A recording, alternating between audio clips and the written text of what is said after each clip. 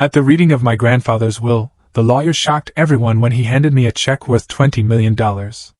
While I was still in disbelief, my parents immediately turned on me, demanding that I give them control of the money because they felt entitled to it, as if my inheritance was theirs by default.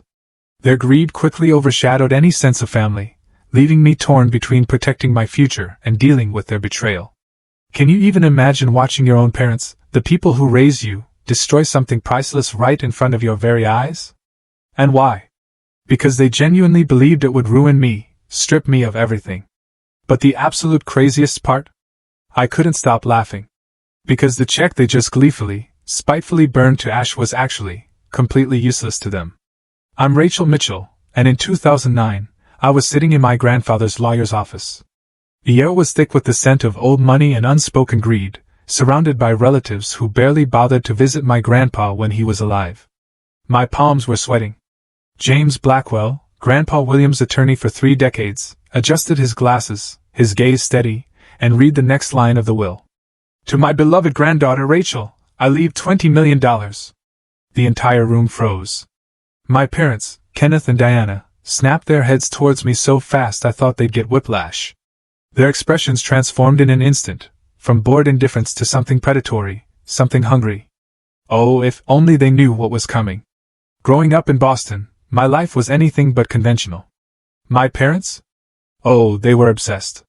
Not with us, mind you, but with appearances, with social status, with crafting this perfect, polished image that always seemed to take priority over actual parenting. Our sprawling Victorian home in Beacon Hill, all grand facades and manicured lawns, impressed every visitor. But inside those walls, warmth was scarcer than snow in July. The person who truly filled that void, who taught me what family really meant, was my grandfather, William Mitchell. Grandpa built his empire from nothing. He started with a small construction company in the 60s that eventually exploded into Mitchell Enterprises, a real estate giant worth hundreds of millions. But unlike my parents, he never flaunted it. He wore the same Timex watch for 40 years, drove American-made cars until they literally wouldn't run anymore. Money is just a tool, Rachel, he'd tell me, his voice kind, as we spend our Sunday afternoons together at the public garden. It's what you build with it that matters. While my parents jetted off to Monaco or Aspen or whatever exclusive resort the social elite were flocking to that season, Grandpa was teaching me to fish, how to change a tire, and most importantly, how to value people for their character, not their bank accounts. He showed up to every school play, every science fair, every single graduation. My parents? They were always, unavoidably detained by some critical social engagement. I inherited Grandpa's practical nature, his grounded spirit. After graduating from Boston University with degrees in environmental science and photography, I dropped a bombshell on my family. I declined a cushy executive position at Mitchell Enterprises. Instead, I chose to become a wildlife photographer, documenting endangered species around the world for conservation organizations.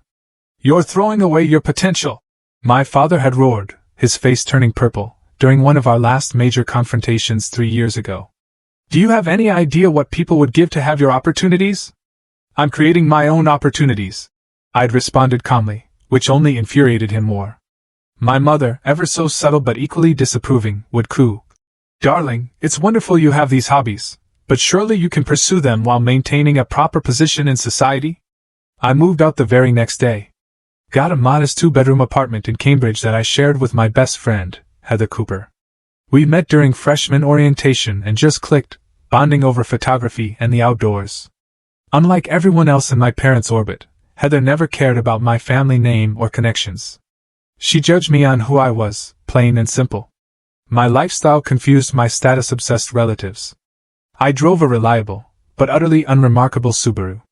My clothes were for comfort, not designer labels. Every spare dime went into camera equipment and conservation projects, not jewelry or exotic vacations. The only true luxury I allowed myself was an annual donation to the New England Wildlife Center, something Grandpa and I started doing together when I was 16.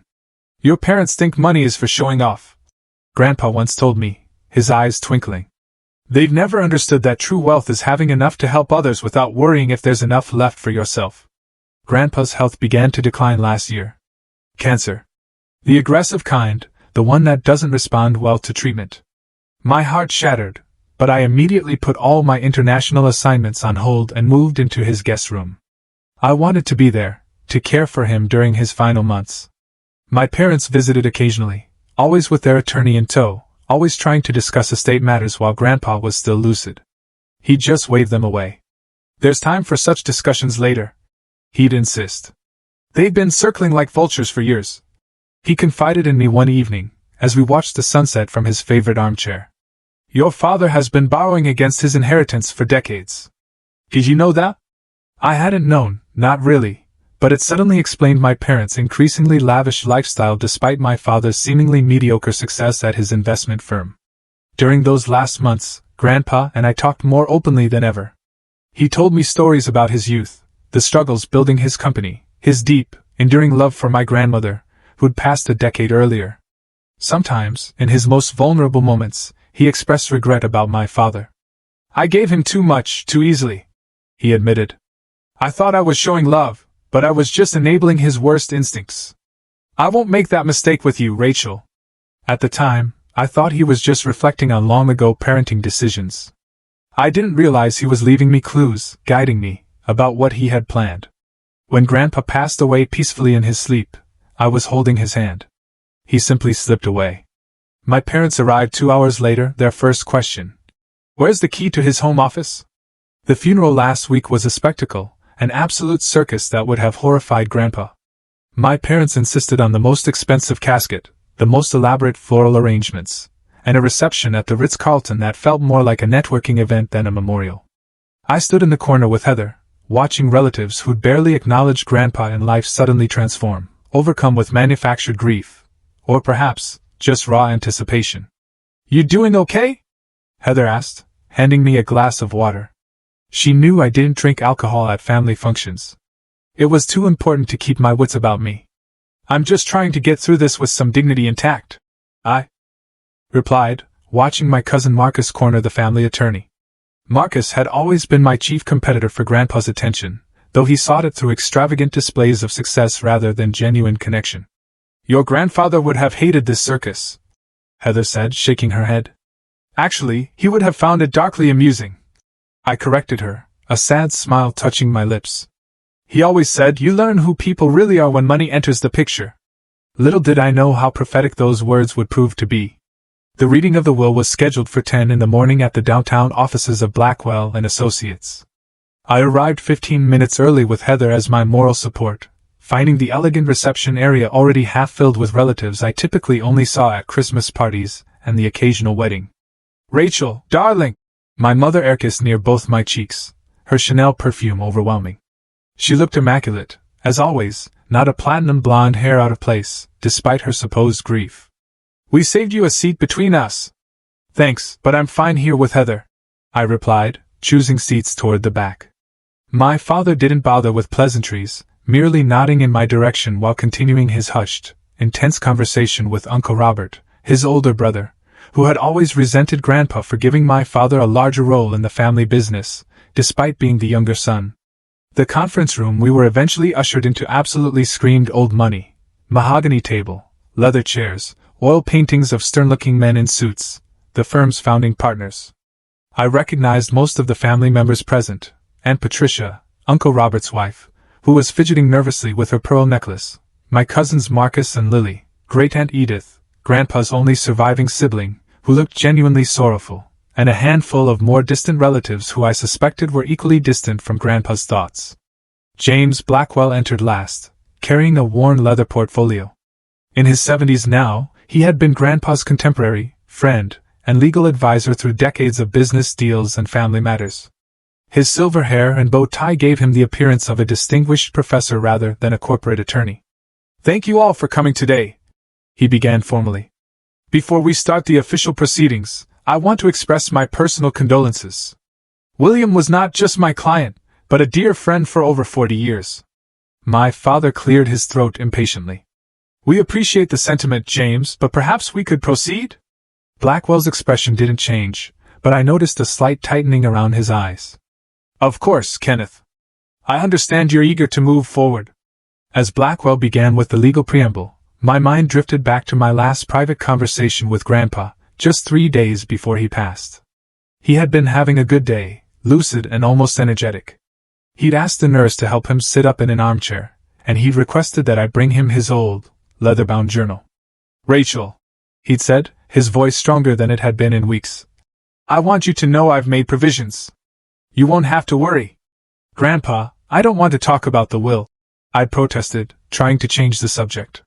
He had smiled, his eyes twinkling with their old mischief. "It's not just about money.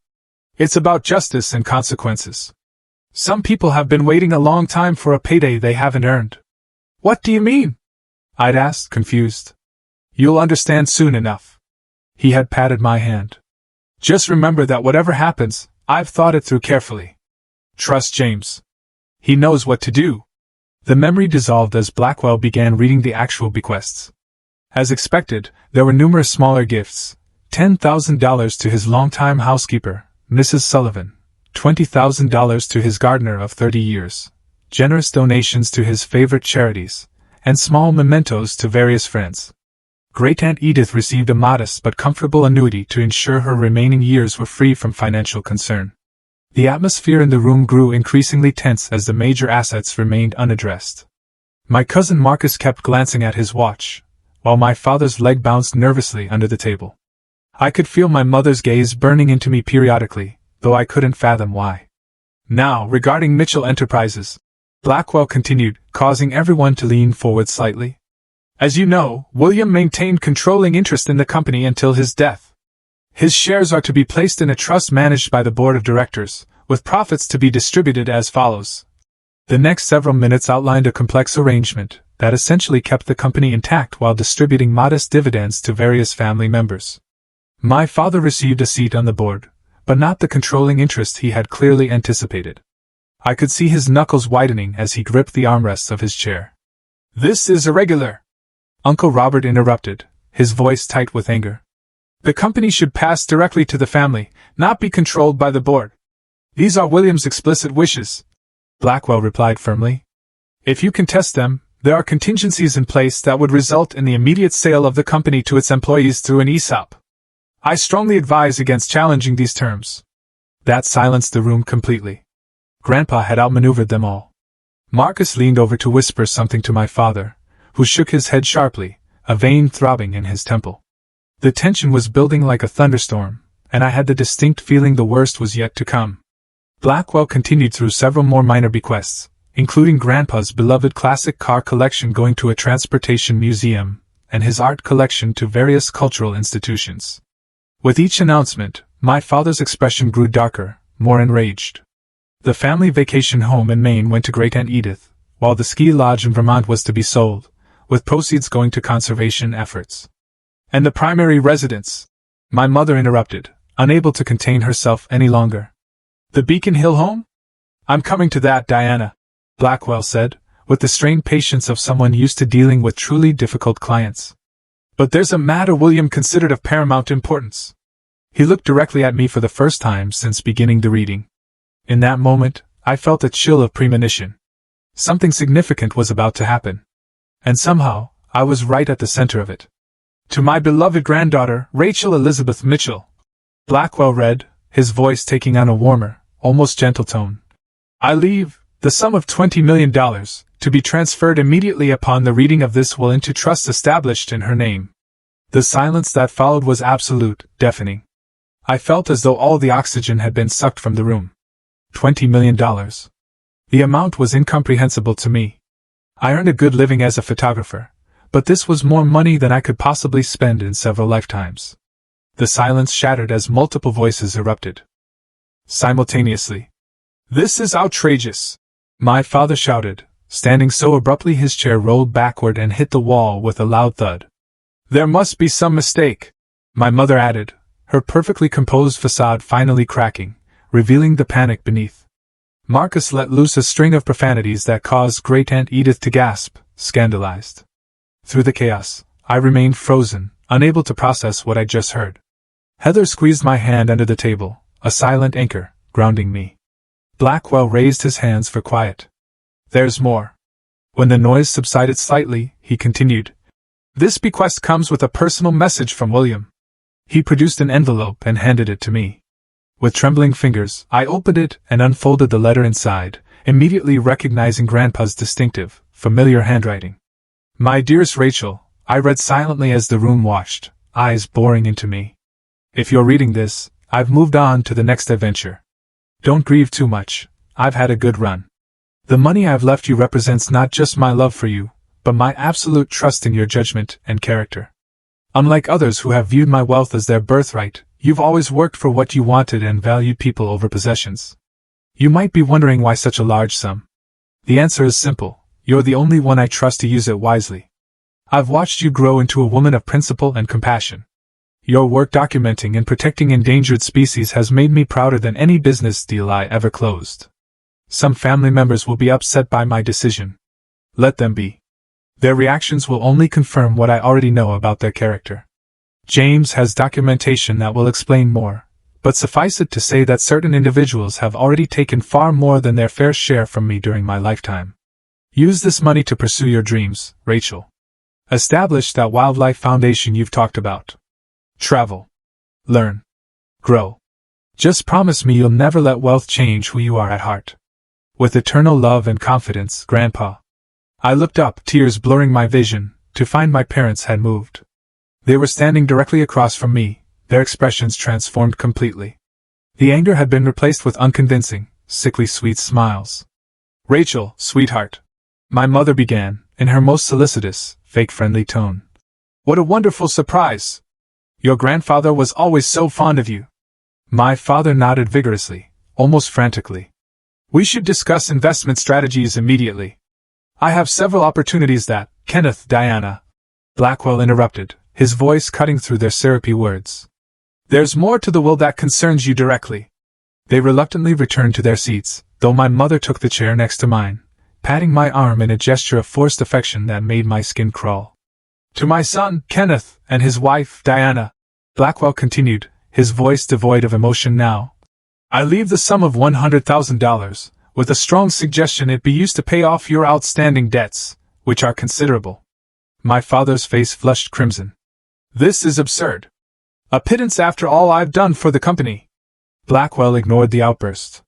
Additionally, Kenneth and Diana are hereby required to vacate the Beacon Hill residence, which they have been occupying rent-free, within 30 days. The property itself will be placed in trust with provisions to be disclosed separately. My mother's hand froze on my arm. But where are we supposed to go? That's our home. It was never your home, Diana.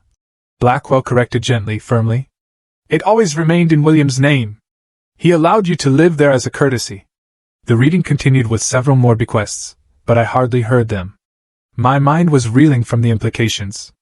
Not only had Grandpa left me a fortune, but he had effectively cut my parents off. The modest $100,000 wouldn't begin to cover their debts if they were as extensive as Grandpa had implied. As the formal reading concluded and family members began filing out, some stopping to congratulate me with transparent insincerity, others too angry to acknowledge me at all, Blackwell asked me to remain behind for a private word. Your parents as well, please, he added, when they tried to usher me out the door. Once the room had cleared except for the four of us, and Heather, who I insisted stay, Blackwell opened a different folder.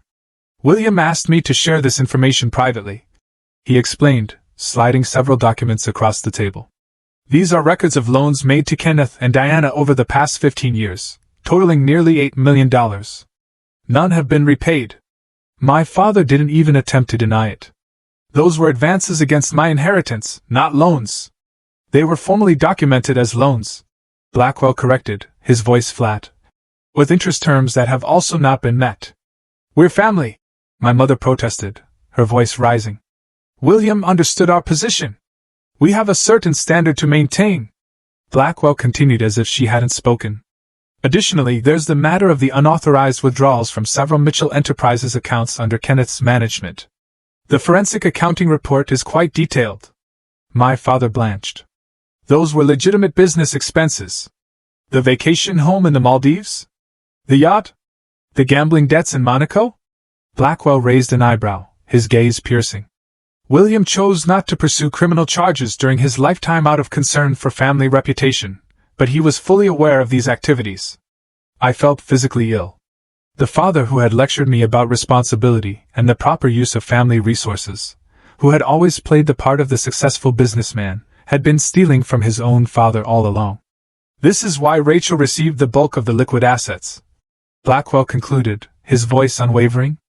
William no longer trusted you with significant sums, Kenneth. This is ridiculous, my father snapped, turning to me, his eyes burning with rage. Rachel, you can't possibly need $20 million. As your parents, we expect you to do the right thing here. The right thing? I echoed, finding my voice at last. It sounded oddly steady. Family supports family, my mother interjected smoothly, already shifting into her manipulative mode. Your grandfather was clearly not in his right mind toward the end. We can contest the will, create a scandal, or we can handle this privately, as a family. What exactly are you asking for? I questioned, already knowing the answer. Well, we'll need at least $10 million to cover our obligations and maintain our lifestyle, my father stated, as if discussing the weather. It's only fair. I looked at them. Really looked at them, perhaps for the very first time.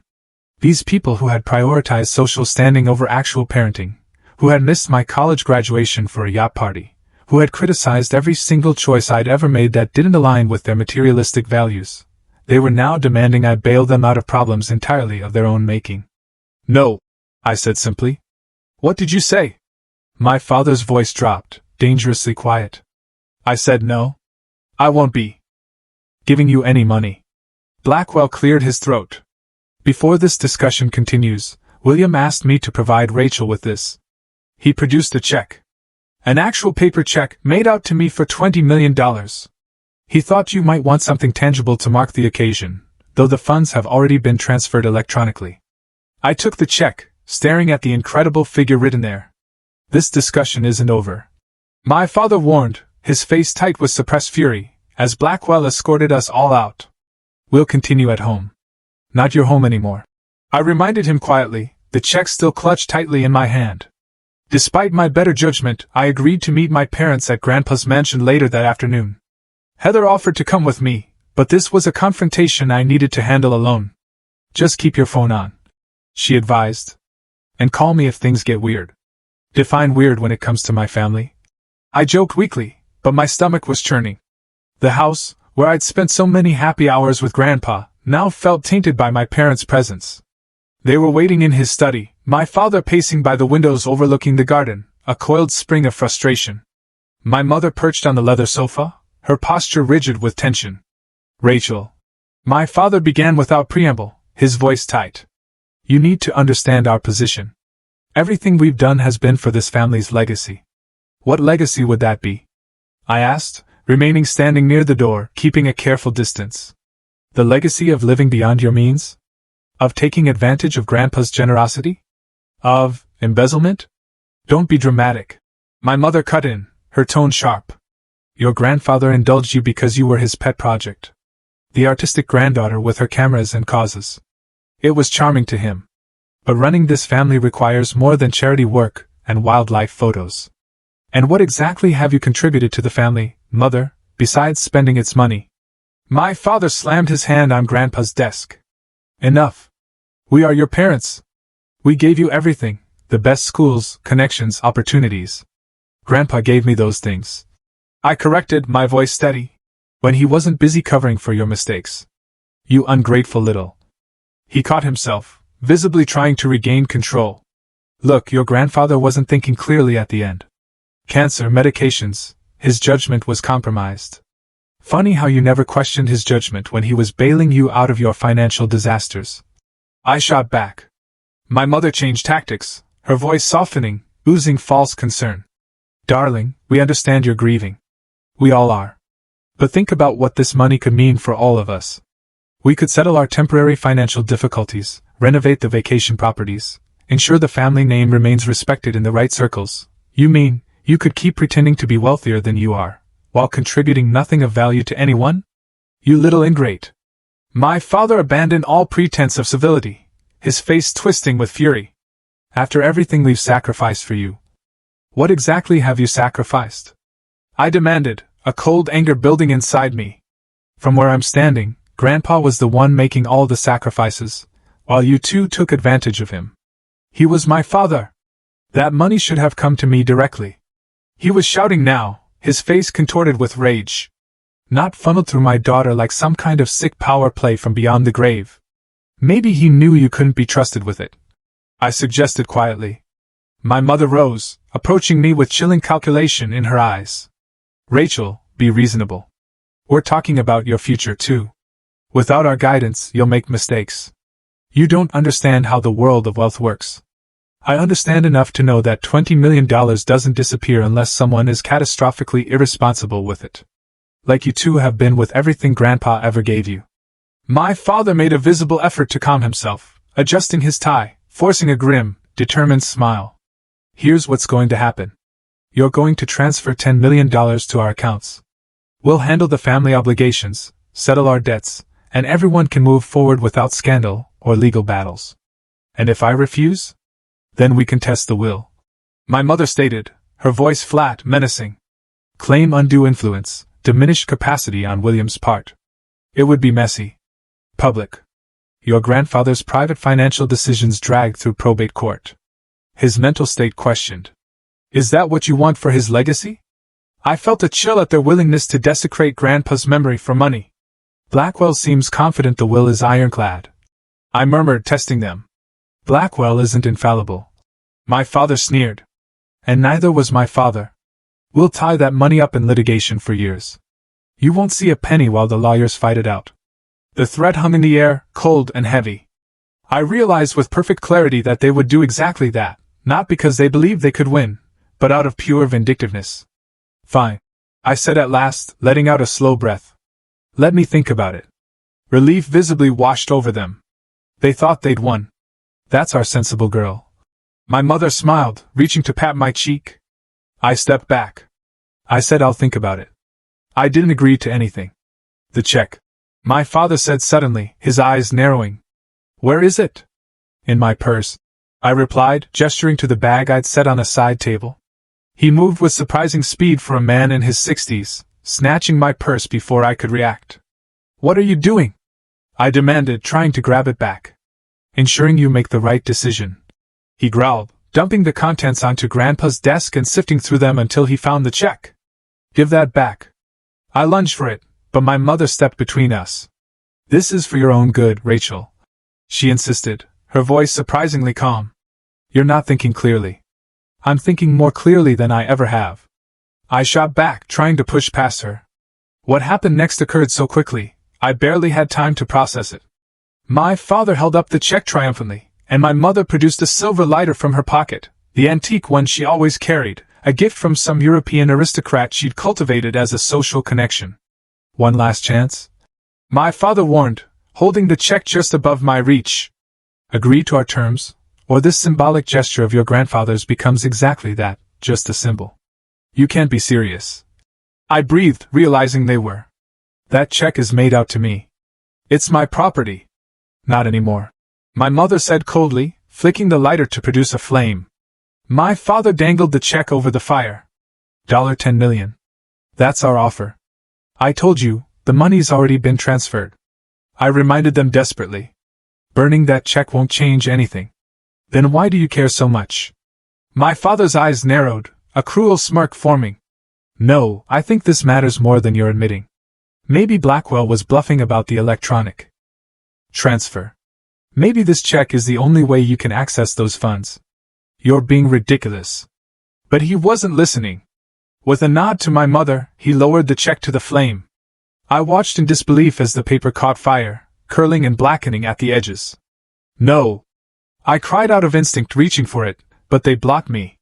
The check burned quickly, reduced to ash in my father's palm, which he then brushed off onto Grandpa's antique desk.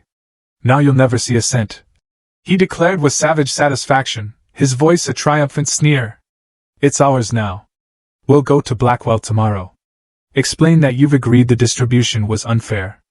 With the check destroyed, he'll have to reissue the funds properly. The absurdity, the sheer, mind-boggling stupidity of the situation suddenly struck me. And before I could stop myself, I began to laugh.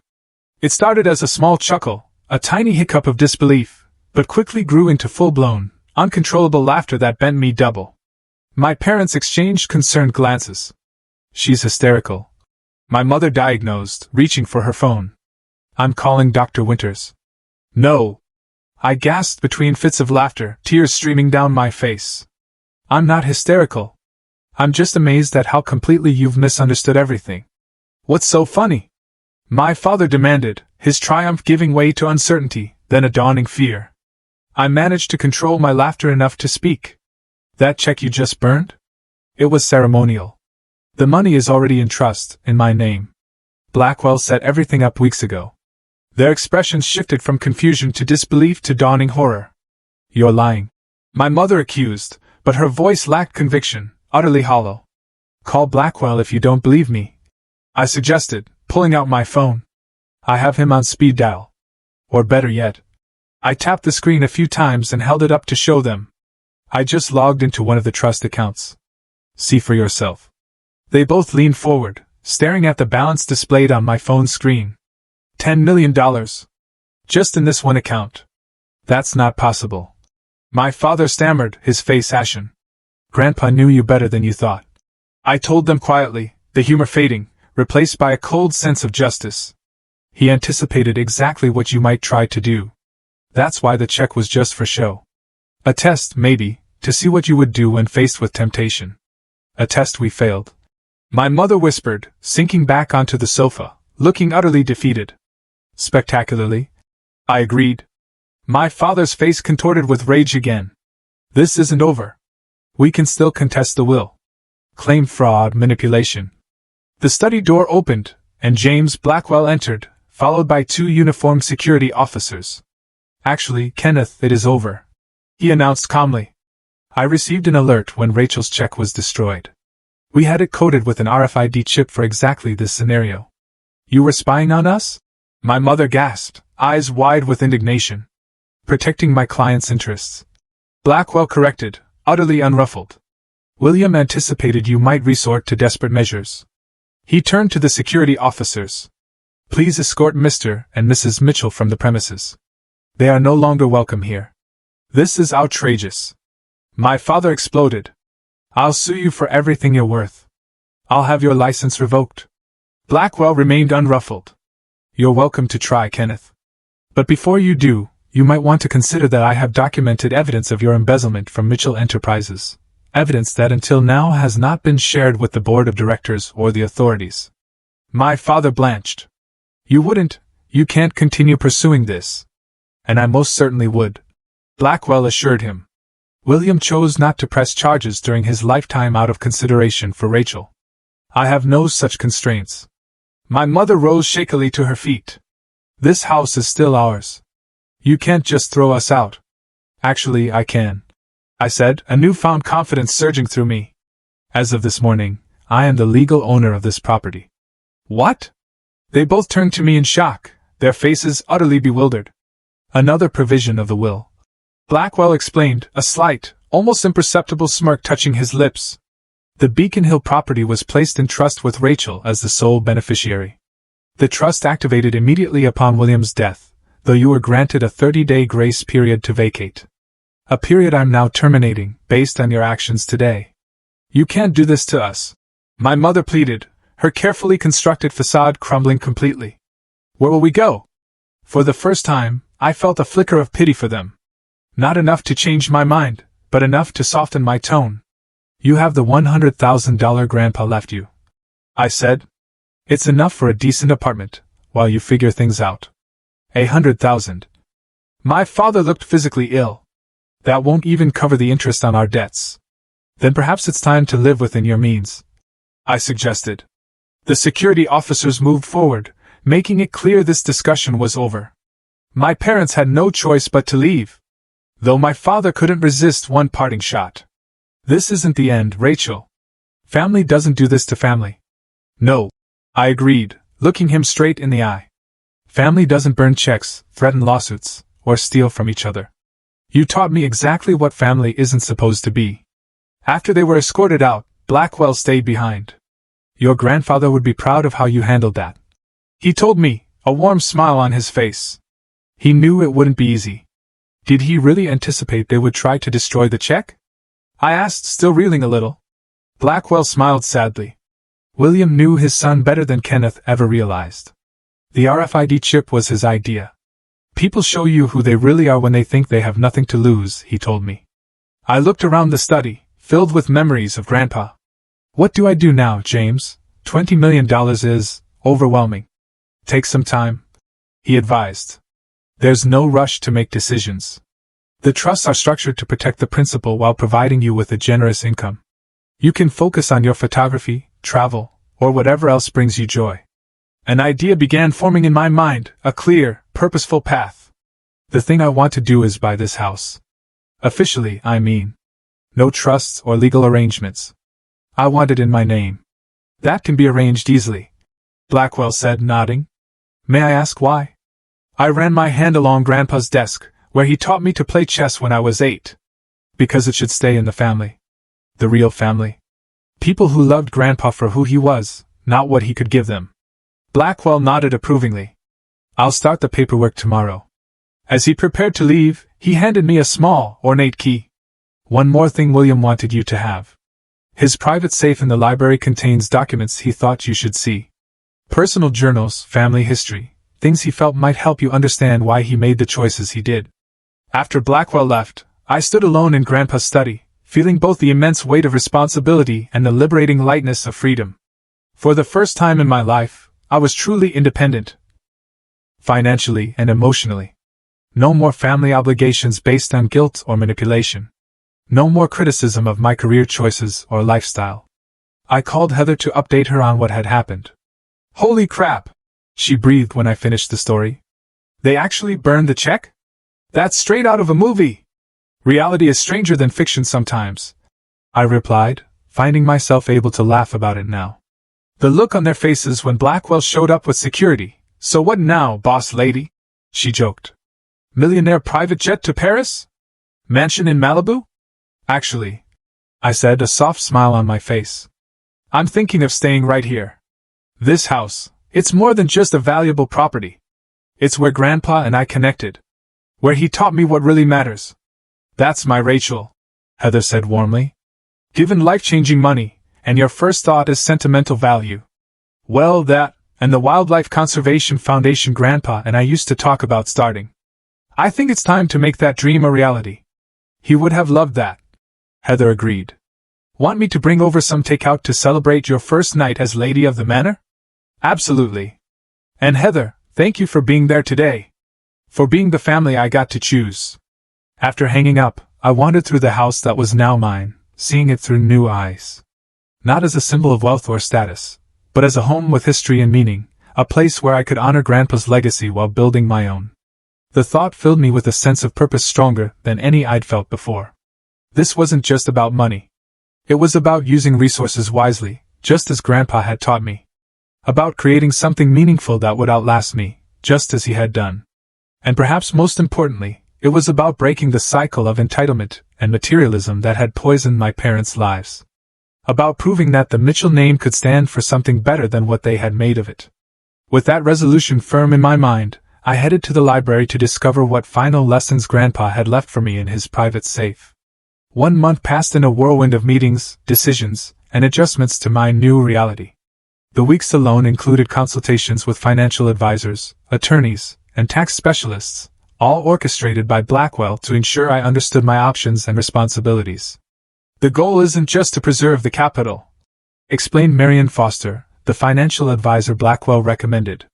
It's to grow it responsibly, while allowing you to pursue your priorities. I learned more about investment strategies, charitable foundations, and tax implications in those few weeks than I had in my entire life. But unlike my parents, who had treated money as something to display and consume, I approached it as a tool, just as Grandpa had taught me. Most people who suddenly come into wealth make the mistake of changing everything at once, Marion cautioned during one of our sessions. I encourage you to make changes gradually. I took her advice to heart. While I officially owned Grandpa's mansion, I maintained my modest apartment in Cambridge, using the house primarily for foundation business and gradually refurbishing it to reflect my own style, rather than my parents' ostentatious tastes.